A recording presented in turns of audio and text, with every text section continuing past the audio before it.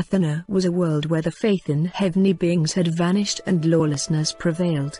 Creatures of unspeakable horror ran amok with no sign of the world ever being saved from its suffering. Its citizens began to lose hope, until a brave soul stood up against this darkness. His name was Arthur. Arthur was a young promising knight who sought to overcome the impossible by restoring order to the world he loved dearly. He walked tall with a sword of justice in his hand and righteousness in his heart. Arthur preached the principles of justice and honor, heading down the path of discipline as a knight.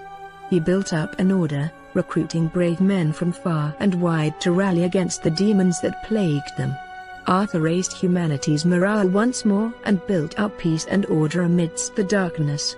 Under Arthur's leadership, the order impeded the demon legion's advance. This aggravated Ravenna's leader, Moloch. Realizing that Arthur was a threat to his rule, he began to overwhelm the order, but Arthur and his knights were not shaken. They would not be defeated.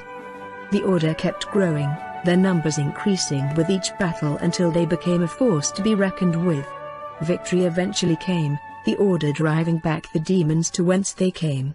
Arthur and his men brought mankind a place in the world, a place where they were finally recognized as equals rather than as beneath the other races.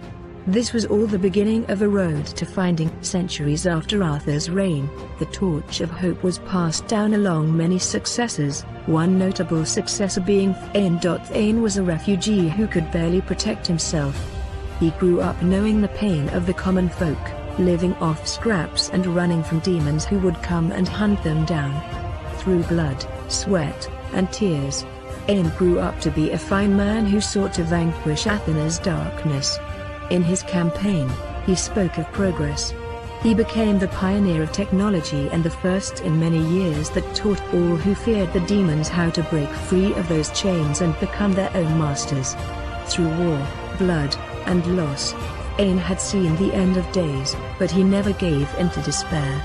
The young man rallied humanity through the dark rain, and one daylight was able to pierce through that darkness and shower its blessings to all. Soon after peace was brought back to the world of Athanor, Thane ascended to becoming the castle of Inception's king.